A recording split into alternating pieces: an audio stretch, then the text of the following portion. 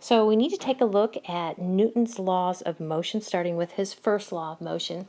And these kind of make sense if you kind of think about it. Newton said that actually an object that's in motion or at rest will keep its same velocity. Remember, velocity means both speed and direction. So its velocity will remain constant unless some outside force acts upon it to change its speed and or direction. So, for instance, I have this ball up here. See this little bouncy ball? Ooh, there we go. If it is sitting still, okay, notice that, those little hash marks means it's sitting on the ground. Notice that its velocity is what? 0, right? Kilometers per hour.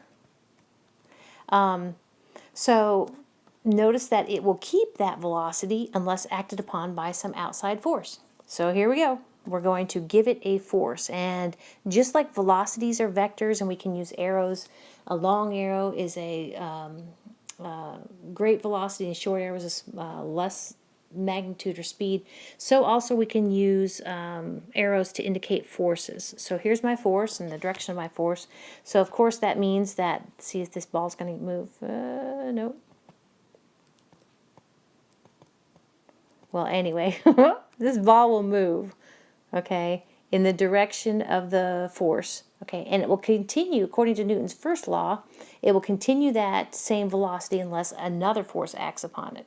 Okay, the example I have from your textbook actually is in outer space, a space capsule. Anything in outer space has a fighting chance of actually obeying this law because basically there are no molecules, no atoms, nothing, no matter to actually slow it down. Now I say no, but you know, there's every once in a while an atom or something like that, but there's no friction created by presence of molecules. The other thing is that there's no gravity, and I say that lightly, okay, because actually anywhere in the universe there is at least some amount of gravity. But the point is that the force of friction is out and the force of gravity is also out.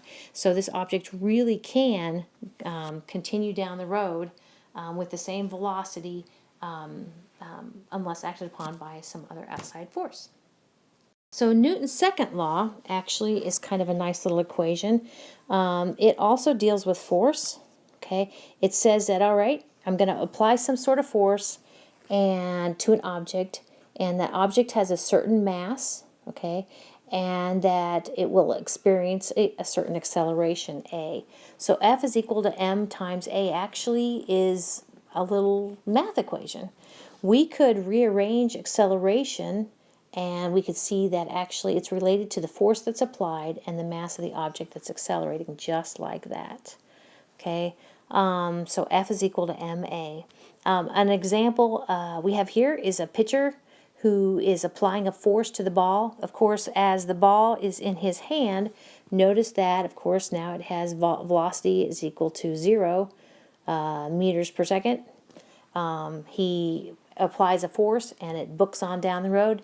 But just like we know, the reason balls like that eventually stop, even if they don't run into a bat or a glove or something like that, is friction, and they will fall to the Earth's surface, force of gravity. So that's Newton's second law. We can actually anticipate what sort of acceleration we're going to have by the force that's applied. Now, I want to go back to the planets just briefly. Let me kind of move this over. Okay, we said a little bit ago that anytime you're driving in a car around a curve, okay, you are accelerating. Okay, that is accelerating. I don't care if you're going the same velocity. If you're changing direction, you're accelerating. Okay, so notice then, I'm going to go ahead and put the sun in the middle here. Okay, and this actually could be the planets orbiting. This could actually be the Earth. E for Earth. Okay, so the Earth orbits the sun like that.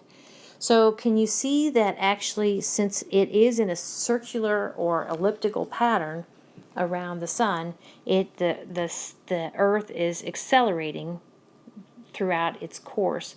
And acceleration has to be caused by something, and it's related to actually the force of, we're going to call it C, the force of gravity. Okay, so the fact that, and we do this a lot in astronomy, we just observe, we observe motions, and we can understand that there is a force behind that motion.